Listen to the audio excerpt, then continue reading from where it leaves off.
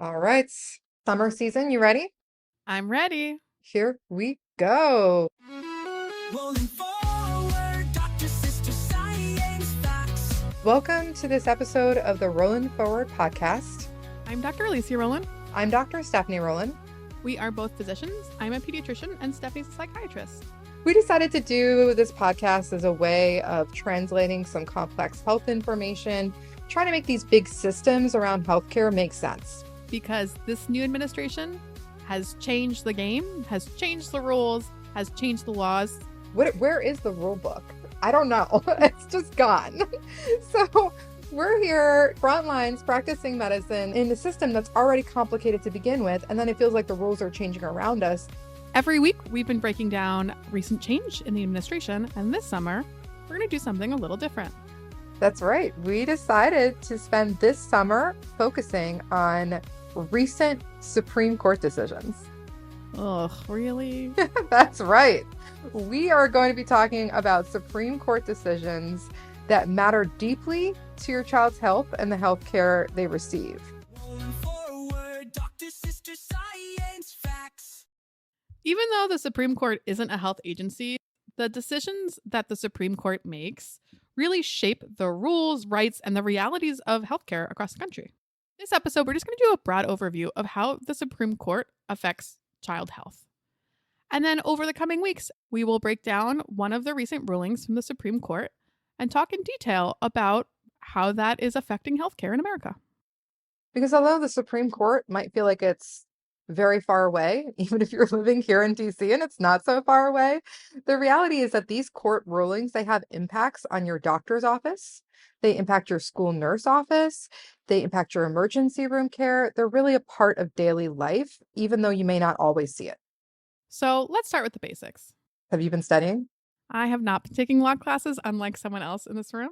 That's right. Alicia's calling me out because I'm a forensic psychiatrist, which means I'm a psychiatrist that has done extra training in the law, including taking classes at law school and being involved in legal cases directly. So I do have a little bit more training, but I think we've all had to get trained in this era.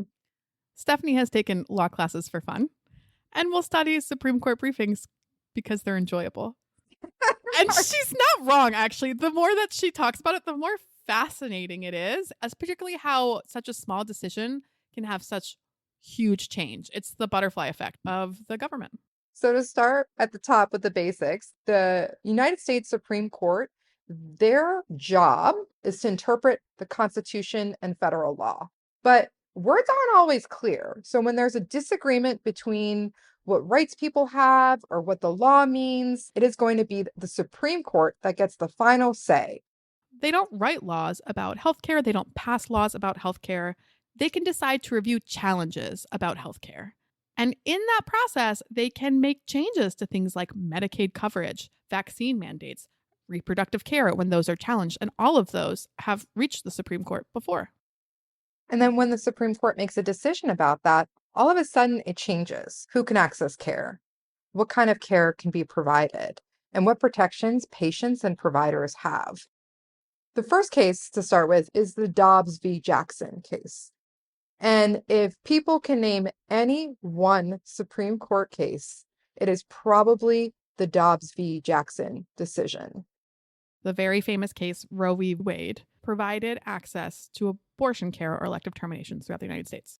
And the Dobbs v. Jackson essentially overturned this. And although that might seem like it's very focused on adults, it's also affected minors' access to reproductive care and health services. So I think this is a really clear-cut example of a Supreme Court case that has dramatically changed how medicine is practiced in this country, both for adults and for minors. Another good example is vaccine mandates. In 2022, the court ruled in the National Federation of Independent Business versus OSHA, Occupational Safety and Health Administration, that the federal government could not require large employers to mandate the COVID-19 vaccine. And while this case wasn't directly about kids, its influence has really shaped national conversations and state policies because it sort of spilled over into talking about school vaccine mandates, which can really affect immunization rates among children. And that's especially important when it comes to the measles virus, which is making a resurgence because the vaccination rate has gone down. It also affects whether or not teachers need to be vaccinated. Another example is one that we've talked about before, which is EMTALA. Emergency Medical Treatment and Active Labor Act. I like that you were ready for that because I could not define it on my own. No, I lied. They've changed the name.